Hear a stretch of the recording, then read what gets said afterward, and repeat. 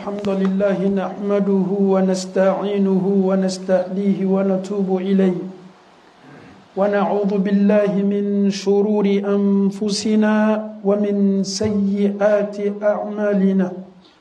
من يهديه الله فلا مضل له ومن يضلل فلن تجد له وليا مرشدا يا أيها الذين آمنوا اتقوا الله حق تقاته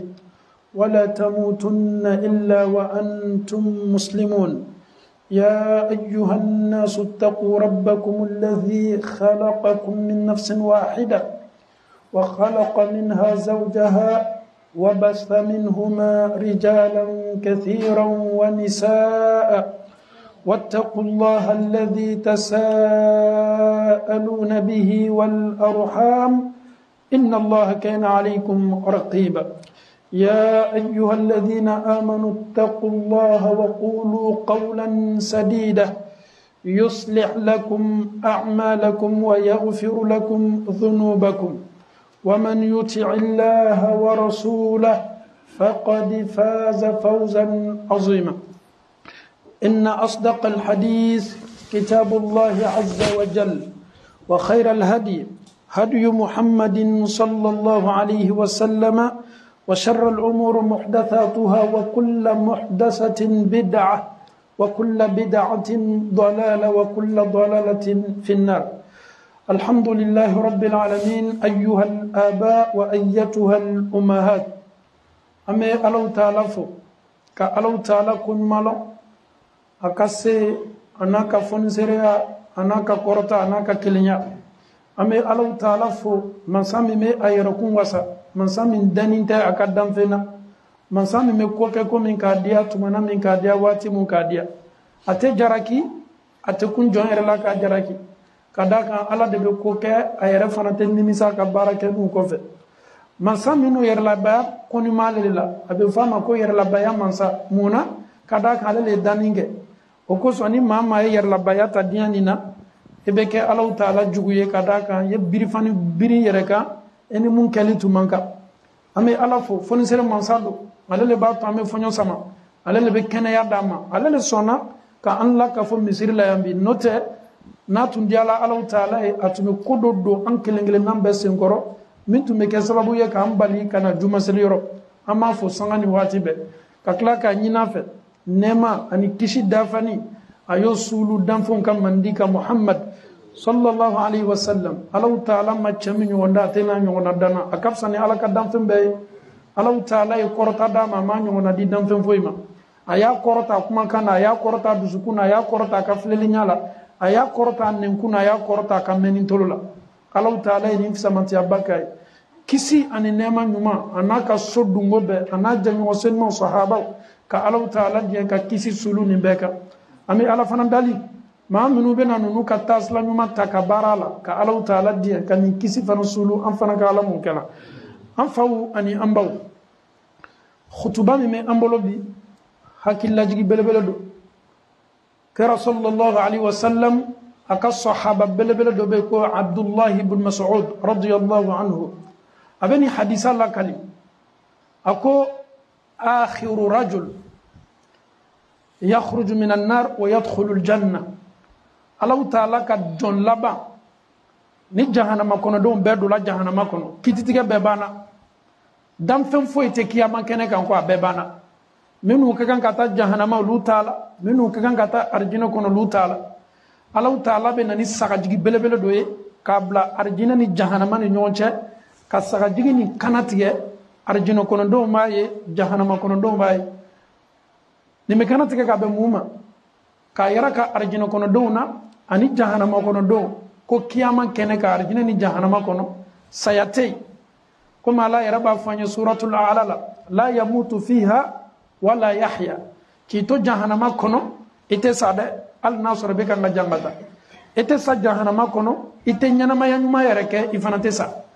arijinɛ fana a b'o cogo de la khalidina fiha abada arijinɛ kɔnɔdenw bɛ arijinɛ kɔnɔ kudayi o tɛ kɔrɔ o tɛ bana tɔɔrɔya foyi tɛ la o kan sagaji mun bɛna kana tigɛ arijinɛ ni jahanama ni ɲɔgɔn cɛ k'a yɛrɛ ka gurupu fila nin bɛɛ la k'a fɔ ko khuludun khuludun aw bɛ so min kɔnɔ nin kɔrɔya tɛ yen aw tena ban aw koni me dume adamadenya la ka to jahannama kono wala ma arjina kono kera ka sahaba belebele do be na ambar minye sallallahu alaihi wasallam Abdullah ibn Mas'ud koni jahannama kono do bana dafa la watini min ka kan ka ke muna be kola hina be ke munula hina be kolula adamaden laba me mena bo jahannama kono na le bana bola bolite jahannama kono ko ale le keto mo labanye me mena bo kada kan do be oluka sanction bana lutum bola olu bola mais amro laba na tiki fana do la arjino kono ale le fana keto mo labanye me ke arjino kono donye min do la arjino kono be ko fe Abdullah ibn Mas'ud ko koni Allah Ta'ala nyanama asela ka yele ka bo jahannama kono abe yele watibi jahannama fundenu ni jahannama toroyaw olube kanga laka ale yere be tama doni abe sigi doni abe to yere debrouiller la ka bo jahannama kono ni ala ka demenye mo bena ta toroya be kanga laka fo ala be nyama be singa yere jahannama sanfe naka yere jahannama sanfe yaltafit ila an-nar abe jahannama mafle aba fo tabarakallah korotabe Allah Ta'ala alladhi najani minha masami sela kane sutara ka bo jahannama ma kuma folo mi me fo abulo abe ni ne fo abe banka fo ko mo teybi kiyama keneka ala hinana mo mi nabi katma alayka subhanallah ka surata kalama ka fo arjino kono do be daga muno be nema baballa arjino kono ale bola tasma minani abola toroya minaka yere herela masa Allah Ta'ala here mun kanya make ma foyi allo ni me tola mala be tayromi ala ba fo ko aita arjina kono amala be tadi ala be to kam masayala ala be sinka yirizundo poyi ka yirizundo labo abe yirizu mafle aba fo ko ala isela kanyanne makane labo jahannama kono ala yirizu mumeniye ala kadineye yembere yirizu nina menan sigi asuma koro ka kla ka jini ala ba foye ninki bere yirizu ngoro ebe la yuruta ne Allah Ta'ala ite nyiniga le berala aba fo alaykum kame ikana nyina da ka fo ni nche bosan kura le jahannama kono donc amena funen na amena toroya la amena jennina ala nyana maka labo ni ka suma ye be nata suma ko donc aka suma ye yirizu ye munke anatalala ala ko ko mena ninkiye me kana nyiniga ko ni ko fede ala sinaka no yalika e agbarala yirizuna asemi kala yirizuni kerefe jimi mei aka yere servi jila aka jimi yirizun fana suma akiyere sutara yirizu suma koro asigirin tolay abana ka yirizun beraye yirizun fana kain katme yirizun foloka ala do kala yuruta alay kwatina ala nyini ngala ko berela abe bon la ba foko ala nya yirizun beraye de eski be se diena ka to me se yirizun fana korowa ala be sinka a hakili laji ele ma fo kon itene ala ma nyini ko berela ko ala isabari atome gbara yirizun flana nina kada ko yochoko fana cheken katme yirizun foloka ala be kola sono yakaye abena se yirizun flana fana ma o fana nyala yeli cheken o ko be da fani metuguni katme yirizun foloka asigini meto koro abi mi ojila abi yere sutara usmala abe tola abe arjine kono do mankamme subhanallah mo mi bola tasma kono abena na yere arjina le kono ne atolo be to arjina kono don baroke kana ka le to yirizum flana koro abesigi ala matuguni ala ele ma fo ala me fe ka do arjina kono ala ba fo o ye la yuru tanye shuan folo ima dafa la yuru flana tala ima dafa ebe mungo ala me fe ka nyere arjina kono ala be to akam masayala abesinka to nin tigila mo be do arjina kono subhanallah na bana yere la arjina kono arjina ni jahannama mafla différence manu ñonche mo min bola tasmala o bena yere soro arjina kono ala ba foye na dola arjina kono alla jayoro min kadiye tay ala besinga image do lamuri anyakoro na lesela arjina parti la yukhayyalu ilayhi abeka nyakoro comme arjina parti be fani mais placité tout est occupé abena ba foko ala placité de ala ba foko placité ala besinga foye dunya na akono fembe mo nyongona dima ka klaka kelembere faraka continent loru nimbe dunya na ko jibaw anan continent baw dunuya bɛ d'i ma ka tila ka dunuya ɲɔgɔn wɛrɛ fara kan k'o d'i ma ni ala k'o fɔ a ye a b'a fɔ ala ma ala e ye masa le ye e ye ala le atastahzi'u minni ala ele fana bɛ yɛlɛnbɔ na k'i ka jɔn na ala ele fana bɛ ne mɔkɛ la le e bɛ se ka dunuya ɲɔgɔn fila di ne kelen bɛɛ ma cogo di a b'o fɔ min kɛ dɔrɔn sahaba cɛ min bɛ nin lakali Ibn Mas'ud a sela nin parti ma a ka yɛlɛko daminɛ a ka mɔgɔw ma ɲininka ko aw ye ɲininka mun na n bɛ yɛlɛko la yan kira tun bɛ nin lakali an ye dɔ min sallallahu alaihi wa sallam ko ala kɛra sela parti nin ma jɔn b'a fɔ min kɛ ala ma ko ala bɛ ka ne mɔkɛ le wa ko ala yɛlɛko la mun na ka d'a kan jɔn ala ka fonisereya bonyana ma kojuguya mɔgɔ min bɔra jahanama kɔnɔ k'a yɛrɛ arijinɛ kɔnɔ k'o ka dunuya ɲɔgɔnna fila dɔw tigilamɔgɔ ma o ka arijinɛ le kɛtɔ so ye mɔgɔ min ka arijinɛ so ka dɔgɔ ni bɛɛ ta ye dunuya ɲɔgɔn fila o le bɛ d'i ma e dɔ kɛtɔ mɔgɔ ye mɔgɔ min ka arijinɛ ka parti ka dɔgɔ ni bɛɛ ta ye Alahu Taala b'o nɛɛma k'a ye ne nin banna yɛrɛ sɔrɔla ka arijinɛ so kɔnɔ arijinɛ mɔgɔ laban min n'a banna donna arijinɛ kɔnɔ danfɛn gbɛrɛ tɛ don ala ka arijinɛ kɔnɔ o de ye nin cɛ ye yɔrɔ nin ma filɛ mun ma to a bɔra jahanama kɔnɔ ka na arijinɛ kɔnɔ ɲininkaliba ye ne adamaden fɛn bɛ fɛn na n'a bɛ fɔ a ma ko at-tawhid ala kelenya danfɛn foyi dafanin tɛ i bɛ se k'i yɛrɛ jahanama kɔnɔ kɔfɛ ni ala ka nɛɛma ni ala ka diɲɛ a b'i labɔ mais ala bɛ mɔgɔ labɔ jahanama kɔnɔ ni sartu kelen de ye i ye kɛ silamɛ ye i fana y'i jilaja hali n'a sɔrɔ setana kulonni la mais setana kana don i n'i ka tawhidu cɛ k'i bila filankafoya la k'i ka tawhidu ɲagami ma ni tawhidu banna ɲagamini ma ele tɛ ko to yen danfɛnw de ye nin kɛ e ka ko bɛɛ bɛ sara adamadenw de la nin de ye nin kɛ nin de ye nin kɛ ala ko foyi tɛ ka don nin na ko ko k'i sɔrɔ i ka ɲɛnamaya la i b'a ta k'a da adamaden kun a dɔn k'a fɔ ko tawhidu t'i la sika t'a la arijinɛ Alahu Taala y'a kɛ so ye ka jɔn senimaw makɔnɔ jɔnw minnu silantɔ Alahu Taala ye surtout minnu kɛtɔ Alahu Taala kelenya bato la an bɛ Alahu Taala dali k'an kɛ tawhidumaw ye ala m'o kɛ la tawhidu ye fɛn ye ka ala bato k'a lɔn k'a fɔ ko la sharika la an ta'budu Allah duna ilahin akhar huwa al-khaliq al-musawwir huwa alladhi khalaqak wa sawwarak la tushrik bihi shay'an آخر من يخرج النار ويدخل الجنة وهو أيضا آخر من يدخل الجنة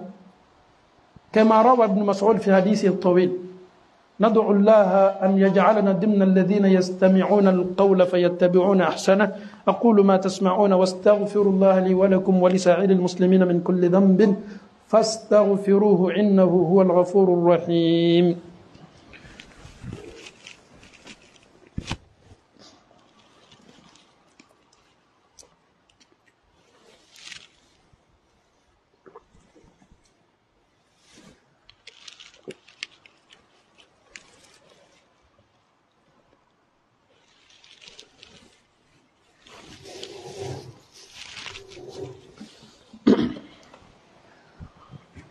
Alhamdulillah Rabbil Alamin.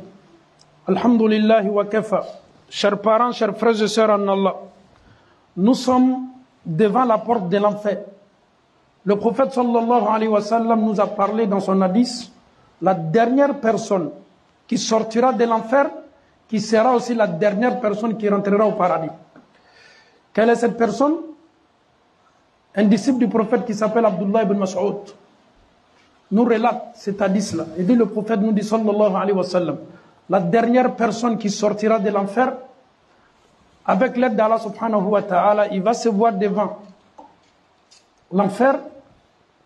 il tourne le regard pour regarder l'enfer. Sa première phrase sera Tabarakalladhi najjani min hada. Il va glorifier le nom d'Allah subhanahu wa ta'ala, le fait que Allah subhanahu wa ta'ala lui a sauvé de l'enfer. Il était, mais aujourd'hui il n'est plus dedans. Il se retrouve maintenant, alhamdulillah, à l'extérieur même de l'enfer. Et ce dernier dira,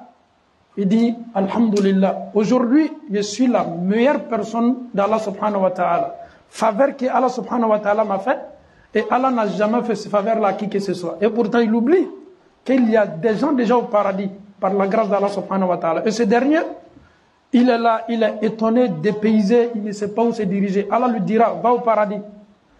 Allah subhanahu wa ta'ala va lui faire sortir ash-shajara, un arbre. Il va dire, oh mon Dieu, est-ce que je peux m'approcher de ça? Allah lui dira, si je t'accorde, ne me pose plus une autre question.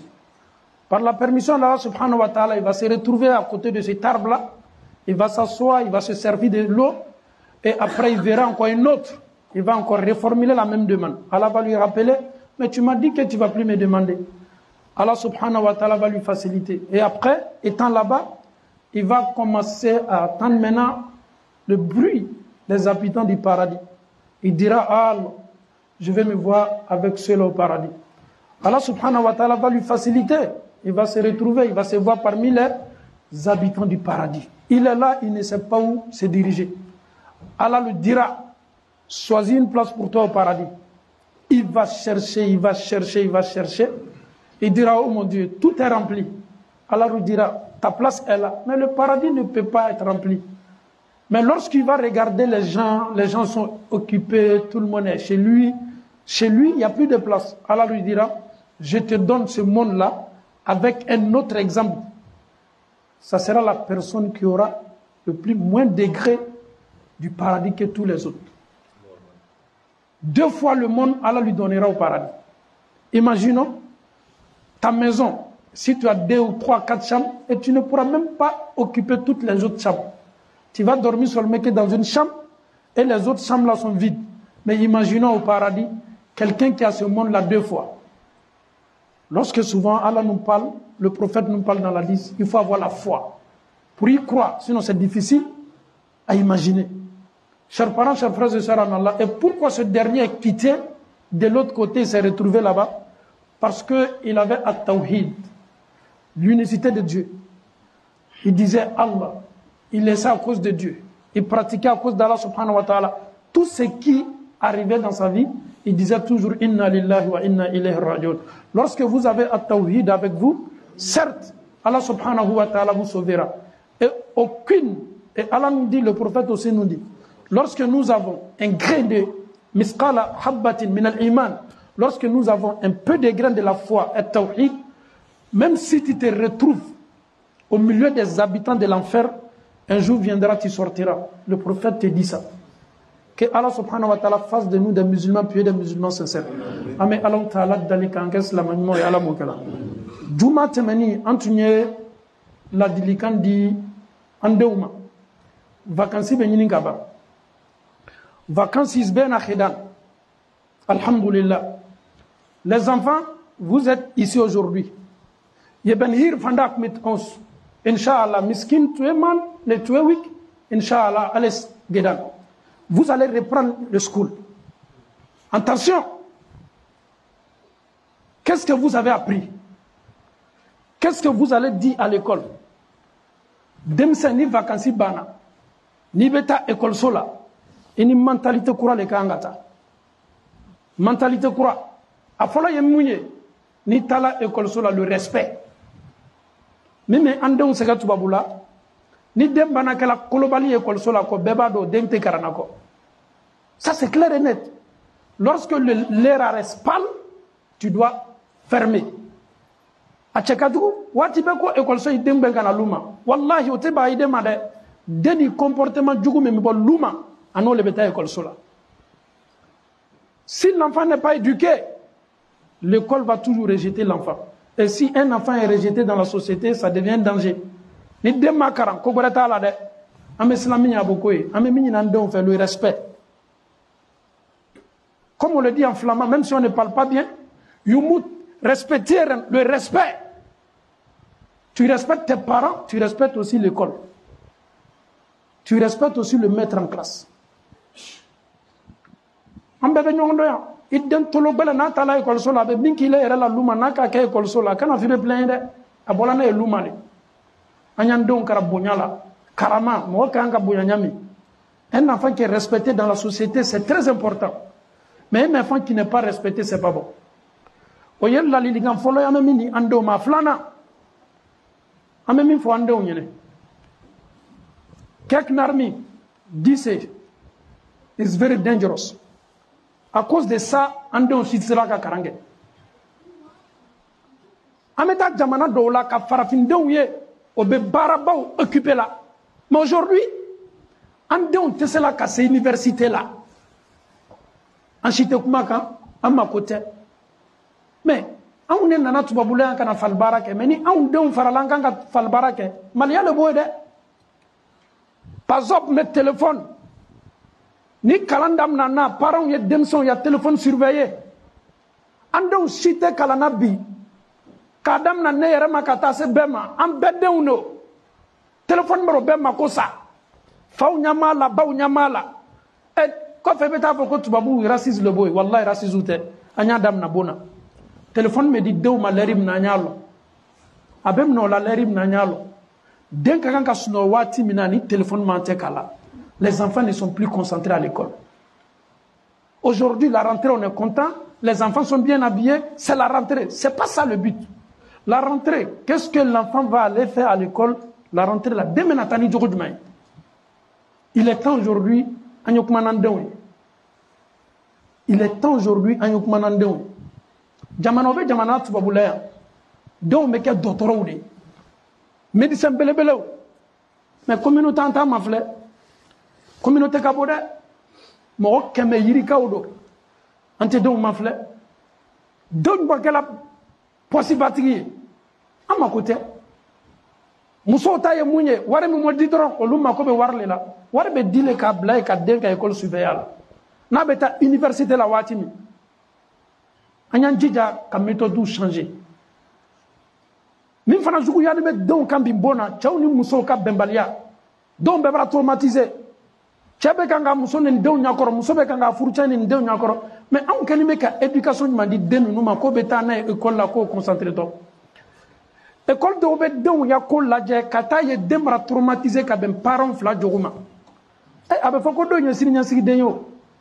muso na che na che kala le be mone bo a che la deune la e muso do era be bali ko che ite denye kanga na folo ni sara mais muna be denke ni sugu ye aw ni ñonche na c'est la yoro de la almamin do ken den de pol subra nan demna ite islam la taala ni ele yere kam mun ki cela ikuma kan korotani maka be kanga ni pol so te demna muna ala taala te inu mo chede ala man sade ni muso ka cheddo ya sikatala muso te dugu kolo ko ka ni ki cheddo ya dafanya kila ala ba boduna billahi tallahi muso be kuma chema ka jama chema aya don fle o yera ma korobo idon ma fle idon chema ala bena taduru saladi do laika ira ba lon ka fo ko jane ma te kan kuma kan korota cheka muso be jama na bitu babula abekala waray o nyina no baw ka furu ko o nyina no muso ko bamso slana ala nya o ka furu labato ni kuma na mi ma doron paf ala nyina ka fa sela tubabula ele cheki labo jitala wallahi ala do de sefa wa tan soro kalola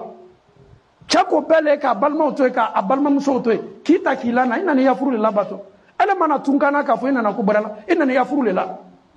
ni min sa wala dro paf me furusa date blala karamo te se ka foike foi fana te pala société la communauté la benya ben mama mo sitete ele ye jonye billahi kira ko hadisa la muso ko ni ka furusa ka soro furusa kuma ke ko alaka arjine haram yalima ele kon me nyama yala ni tawye me e koni ka seli ala ta fati ka sunfe muna parce que ki furusa kunela ni nafa foitala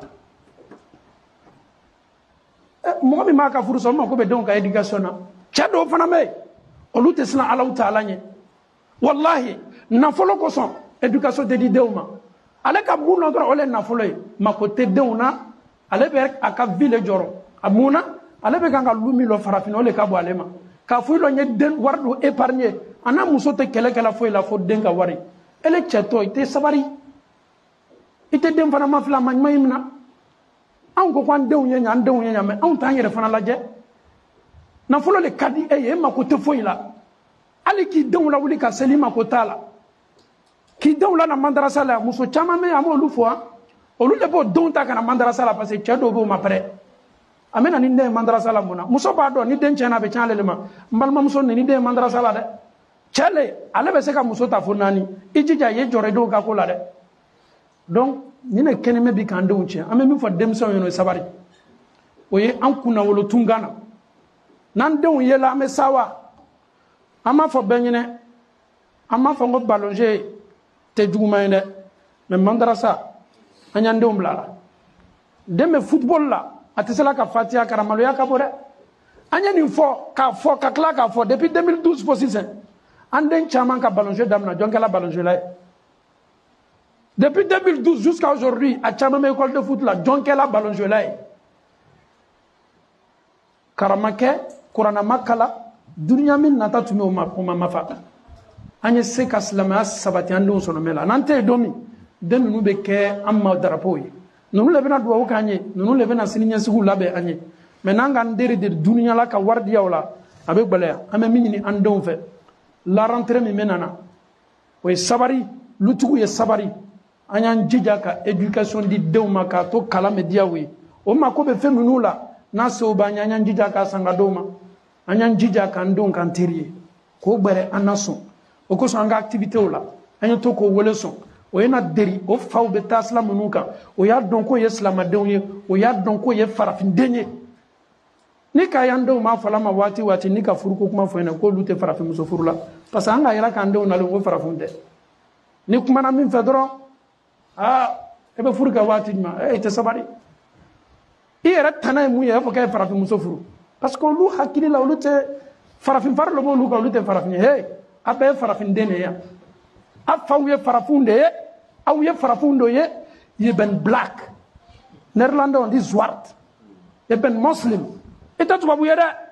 n'i k'i yɛrɛ nɛgɛ o la galon na i tɛ tubabu ye i tɛ kɛ tubabu ye i ye farafinden de ye you are black comme on le dit en néerlandais je ben zwart tu vas rester black and you are muslim so you have to respect your religion you have to respect your parents and your school you have to respect your teacher and you have to listen carefully to your teacher. It's very important. And after school, if you come back, take care of your salat. Si tu quittes l'école pour venir, la prière à salat. Papa is ni there, you must be there. Parce que ni don bola école sofana na kana wallahi mi mesella la ka do. An sabarayan dantoni na dew na bola école la esella. Ni min sala kasorote seli jahannama diratili. Ama fo demsen beyene kunu anden do bana muhammad alama ala ya falama asala ka to samugan kele saya be se ka ofana beta ni jogole la what is muhammad kamara is working muhammad est parti vous allez aussi partir la prière papa is nidar ikmut biden alen fama anta ka fine ki selle ni fate ka kan ka selike donc comment me fɔ bi khutuba la nya dabwa kama ka fɔle aw ye na pour que denw y'a dɔn k'a fɔ o ye silama de ye fa bɛ fa tɛ o ni seli ka kan an bɛ Alahu taala dali k'an denw sabati k'o d'a ma Ala m'o kɛra ka Alahu taala diyan k'o kɛ an diyanen denw ye Ala m'o kɛra k'o kɛ silamadenw ye Ala m'o kɛra shetana k'a ma bɔ an denw na Ala m'o kɛra k'an denw yɛrɛ fana ma bɔ shetana la Ala m'o kɛra ka ninnu kɛ an ma siniɲɛsigi ɲumanba ye Ala m'o kɛra an bɛ waso den ninnu ka denya la diɲɛ ye an bɛ waso ka denya la lahara k'o k'o ye Ala m'o kɛra den minnu bɛ se ka duwawu kɛ an ye an sanni kɔ Ala m'o kɛra den minnu bɛ se ka salatu dafa ɲɛ kelen kɛ an ye Ala m'o kɛra an bɛ Alahu taala dali ninnu denw minnu bolo don baara la tunkan na k'a ko ma sabati ni barika Ala m'o kɛra den minnu tɛ sira ɲumanw kan ka Ala diyan k'o ɲuman lasigi ka n'o faw ma Ala m'o kɛra école yɛrɛ man di minnu ye ka école tindo la Ala m'o kɛra minnu kɛni bɛ ka fara diina ko la ka diina diyaw ye Ala m'o kɛra rabbana atina fid dunya hasana wa fil akhirati hasana wa qina adhaban nar ربنا لا تزغ قلوبنا بعد إذ هديتنا وهب لنا من لدنك رحمة إنك أنت الوهاب الحمد لله